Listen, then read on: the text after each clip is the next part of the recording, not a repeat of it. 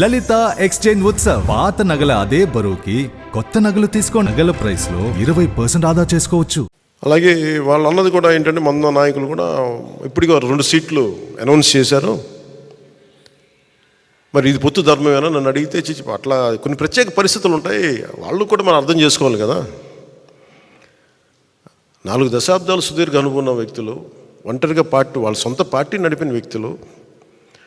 ఒక్కోసారి ఎట్లా ఉంటుందంటే, పొత్తు ఆ సైజు వ్యక్తులకి ఒక ఇరుకు చొక్క అథారిటీకి దారేదులో చెప్తూ ఉంటాం. ఒక బలమైన వ్యక్తికి సరిపోయిన కోటేస్తే కొంచెం ఇరుగ్గా ఉంటుంది కదా, టైట్గా ఉంటుంది. అలాగే ఒకసారి పొత్తు ఆ స్థాయి నాయకులకి చాలా ఇబ్బందిగా ఉంటుంది ఒక్కోసారి. కానీ వాస్తవాలు వేరుంటాయి, క్షేత్రస్థాయి పరిస్థితులు వేరుగా ఉంటాయి. అందుకని ఒక్కోసారి అనుభవం ఇటు ఒకసారి గబుక్కుని ఒక మాట అన్నిస్తుంది. లోకేష్ గారు ఆ రోజు మా నాన్నగారు ముఖ్యమంత్రి ఎన్ని అన్నా కానీ ఇవన్నీ నేను ఎందుకు దాన్ని పెద్ద మనసుతో వదిలేస్తానంటే, ఒక పార్టీని 3 దశాబ్దాలు నడిపి 3 సార్లు ముఖ్యమంత్రులుగా ఉండి అలాంటి కుటుంబం నుంచి వచ్చిన వ్యక్తులు సహజంగా గబుక్కుని ఒక మాట వచ్చేస్తుంది. దాన్ని రాష్ట్ర ప్రయోజనాలను దృష్టిలో పెట్టుకొని జగన్ అనే వ్యక్తి ఇంకొకసారి వస్తే రాష్ట్రం అధోగతికి పాలవుతుంది అన్న ఒక్క ఆలోచన నన్ను చాలాసార్లు రెస్పాండ్ కానివ్వకుండా చేస్తుంది. వాళ్ళు అలా మాట్లాడారు కదా, మీరు ఇలా మాట్లాడచ్చు కదా అంటే అదే కదా తేడా అని చెప్తాను నేను.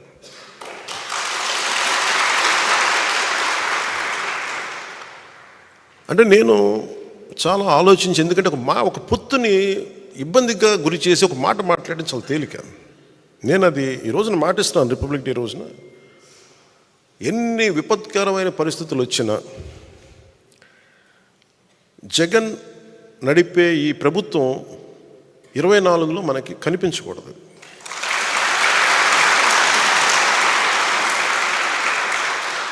నాకు వ్యక్తిగతంగా జగన్ గారి మీద కక్ష లేదు, నాకు వైఎస్ జగన్ గారి మీద. కానీ ఆయన విధానాలు కానీ ఆయన ధోరణి కానీ ప్రజల్ని ఇబ్బంది పెట్టేవి, రాష్ట్రాన్ని అప్పుల పాలు చేసేవి, అప్పులకి దగ్గర చేసేవి, అభివృద్ధికి దూరం పెట్టేవి ఆయన పథకాలన్నీ. శాంతి భద్రతల్ని పరిస్థితుల్ని అసలు చేతుల్లో లేకుండా విపరీతమైన శాంతి భద్రతల సమస్యని సృష్టించిన వ్యక్తి. ప్రజాస్వామ్యంలో ఎవరికైనా ఒక తప్పు జరిగితే నా అభిప్రాయం చెప్పుకునే హక్కు ఉంటుంది. అసలు నువ్వు అభిప్రాయమే చెప్పకూడదంటే అది భగవంతుడిచ్చిన హ్యూమన్ రైట్, అది నా హక్కు, అది నా వాక్. నిన్న పాస్టర్ సోదరులు కూడా వచ్చి మాట్లాడుతూ ఉంటే, ఏదో మాట్లాడారు, గతంలో మీరు ఈ మాట అన్నారు, మమ్మల్ని ఇబ్బంది కలిగించింది మా వాళ్ళకంటే, మీరు ఖచ్చితంగా ఇంత ప్రేమతో వచ్చారు, మీరు నన్ను తిట్టాలనుకుంటే సంపూర్ణంగా తిట్టని నేను భరిస్తానని చెప్పి. నాయకుడి ముఖ్య లక్షణం తిట్లు భరించడం కూడా. కేవలం మెచ్చుకోవడాలు ప్రైజెసే కాకుండా ఒక నాయకుడి తాలూకు కీలకమైన లక్షణం తిట్లు తినటం, విమర్శ తీసుకోవడం కూడా అవసరం అవ్వాలి. అలాంటిది ఒక ముఖ్యమంత్రికి ఏ స్థాయిలో ఉండాలి. నువ్వు ఎవరు పడకూడదు, ఎవరు ఎదురు తిరగకూడదు అనుకుంటే ఇది రాజరికం కాదు జగన్, ఇది ప్రజాస్వామ్యం, ఇది జగన్ స్వామ్యం కాదు. ఇది ప్రజలు ఎదురు తిరుగుతారు, మాట్లాడతారు, విను, భరించు. పద్ధతులు మార్చుకుంటే మార్చుకోండి. ఏ రోజు ఈ వ్యక్తి లైవ్ ఒక మీడియా వారితో మాట్లాడలేడు, ఒక ప్రెస్ మీట్ చెప్పలేడు, ఒక ప్రెస్ మీట్ పెట్టలేడు అతను. అరేంజ్డ్ ప్రెస్ మీట్స్ తప్ప. ఎప్పుడు అవన్నీ తప్పులు ఉండొచ్చు, ఇంకోటి ఉండొచ్చు, కానీ అసలు ఎక్కడా కూడా నువ్వు అందరిని ఇబ్బంది పెట్టేవి, ఒక సగటు ఇంట్లో పని చేసుకునే ఒక 35 ఏళ్ళ మహిళని చిన్నపాటి నిరసనకి, పాపం ఆ రోజు జాయిన్ అయ్యి కార్యక్రమానికి వస్తే, నిరసన కార్యక్రమానికి వస్తే ఆవిడని అందరితో పాటు ఆవిడని కూడా అరెస్ట్ చేసేసి అటెంప్ట్ మర్డర్ కేసు పెట్టారు ఆవిడ మీద. ఎంత దాష్టికం. అంబేద్కర్ గారి విగ్రహం ఒకవైపు పెడతారు, ఒక దళితుడిని చంపేస్తే వాళ్ళ శవాన్ని ప్యాక్ చేసి ఇంటి ముందు డోర్ డెలివరీ చేస్తే ఆ వ్యక్తిని ఊరేగింపిస్తారు వైసీపీ నాయకులు. నాకు ఈ రెండింటికి పొంతన కుదరదు. నీకు ఈ గౌరవం ఉన్నప్పుడు ఈ వ్యక్తికి శిక్ష పడాలి, ఈ వ్యక్తి రక్షింపబడాలి. 23 దళిత బంధు పథకాలు వాళ్ళకి తీసేశాం. అంబేద్కర్ గారి విగ్రహం పెట్టి అవి పెడితే అప్పుడు కదా ఆయనకి నిజంగా నివాళి. ఇవేమో విగ్రహం పెట్టేసి ఇది వదిలేస్తే మరి ఎవరికి ప్రయోజనం అది? సో నాకు ఇలాంటివన్నీ ఒకటి కాదు, రెండు కాదు. పాపం డాక్టర్ సుధాకర్ అనే వ్యక్తిని మాస్కులు లేవు కరోనా టైంలో ఉంటే అతని మీద పిచ్చోడిని చేసి చచ్చిపోయేలా చేశారు అతన్ని. ఒకటి రెండు కాదు ఇట్లాంటివన్నీ. ఆంధ్రప్రదేశ్ అత్యధికంగా దళితుల మీద దాడి జరిగే రాష్ట్రంగా పేరు వచ్చింది. ఎక్కువ ఫాల్స్ ఎస్టీ అట్రాసిటీ కేసులు ఆంధ్రప్రదేశ్లో బుక్ అయినాయి. ఈరోజు నాది ఏ స్థాయికి వచ్చిందంటే బీసీలకి ప్రత్యేక రక్షణ చట్టం కావాలనే స్థాయికి వచ్చింది. తెలుగుదేశం నాయకులు ప్రతిపాదించడానికి మేము యాక్సెప్ట్ చేయడానికి కారణం అదే అయింది. ఒకవైపు దళితులకి న్యాయం జరగట్లేదు, ఫాల్స్ ఎస్టీ అట్రాసిటీ కేసులు పెడతా ఉన్నారు. ఇంత అల్లకల్లోలంగా ఉదాహరణకు చెప్తున్నాను. అలాగే ఈ వ్యక్తి ఏ మాట ఒప్పుకోడు, మాట ఇస్తాడు. నేను మద్యపాన నిషేధిస్తానని చెప్పి వచ్చిన వ్యక్తి సారా వ్యాపారం అయిపోయాడు. ఇతను ముఖ్యమంత్రి సారా వ్యాపారం మనం అర్థం చేసుకోవాలి. మరి ఇట్లాంటివన్నీ ఒకటి రెండు కాదు, 30,000 మంది ఆడపిల్లలు అదృశ్యమైపోయారు.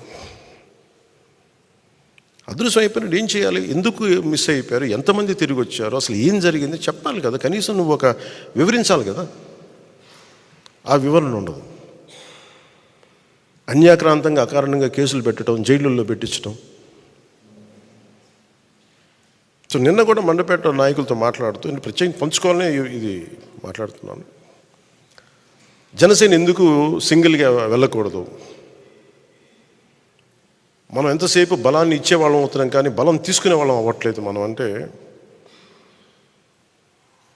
మన ఇన్ని స్థానాలు తీసుకోవాలి, 53 స్థానాలు తీసుకోవాలి, 70 స్థానాలు తీసుకోవాలి అంటే ఇవన్నీ తెలియని వ్యక్తిని కాదు నేను.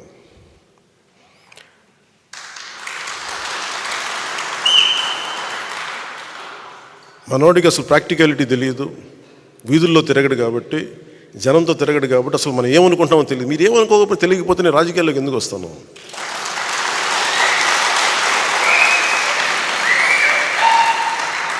నాకేమన్నా సరదానా అవివేకమా? నాకేమన్నా జనసేన వచ్చింది కూడా రాష్ట్ర విభజన ఒక్క నాయకుడు మాట్లాడట్లా. ఆంధ్రప్రదేశ్కి జరిగిన అన్యాయానికి, లేదంటే రాష్ట్ర విభజన ఇలా చేయకూడదు, ప్రజల మధ్య ఇలా చిచ్చు పెట్టకూడదు, విభజన జరగాలంటే చాలా సైంటిఫిక్గా జరగాలి అని ఒక పద్ధతి తీరు లేదు. ద్వేషంతో విడిపోవడం కష్టం, తేలిక. ఇద్దరు వ్యక్తుల్ని కలపడం చాలా కష్టం, ఇద్దరు వ్యక్తులు విడగొట్టడం చాలా తేలిక. ఒక కట్టడాన్ని నిర్మించడం కష్టం, ఒక కట్టడాన్ని కూల్చడం ఒక లెస్ దెన్ 24 సెకండ్స్. అందుకే నేను ఎప్పుడు నిర్మాణాన్ని ఇష్టపడతాను, విధ్వంసాన్ని ఇష్టపడను. అందుకే నా పద్ధతులు ఒకసారి ఇబ్బందిగా ఉంటాయి. గొడవలు పెట్టి నేను అంత ఈజీగా గొడవలు పెట్టుకోను. కష్ట నష్టాలు తెలుసు. ఎందుకు ఒక్కడనే మనం వెళ్ళలేదని అనడానికి కారణం, అసలు ఎందుకు ఈ మాట చెప్పారు వైసీపీ? నేను మాట్లాడుతున్నప్పుడు వైసీపీ వ్యతిరేక ఓటు చేయకూడదు అనటం వల్ల మీకు టీడీపీ పార్టీ బతికేసింది, మీరు జైలుకి వెళ్ళి చెప్తే వాళ్ళు బతికేశారు, మేము నలిగిపోతున్నాం అంటే. నాకు కనుక 2019లో నాకు సలహాలు ఇచ్చేవాళ్ళందరూ, నేను 153 స్థానాల్లో పోటీ చేయించాను. 30-40 మంది కనుక నన్ను ఎమ్మెల్యేలుగా గెలిపించుంటే ఈరోజు సంపూర్ణ హక్కు ఉండేది. 30-40 మంది పక్కన పెట్టండి, కనీసం నన్ను కూడా గెలిపించలేకపోయారు. కనీసం నన్ను గెలిపించున్నా కానీ బాగుండేది. 30-40 స్థానాల్లో పెట్టి కనీసం నన్ను గెలిపించిన ఒక్క సీటు నాకు గెలిచిగా నేను ఎల్లుండుంటే అప్పుడు నీ కోసం నిలబడ్డాం, అందుకని ఈసారి నువ్వు ముఖ్యమంత్రి స్థానం అడగండి, ముందుకు వెళ్ళకూడదు పొత్తునంటే అప్పుడు నేను వింటాను సంపూర్ణంగా.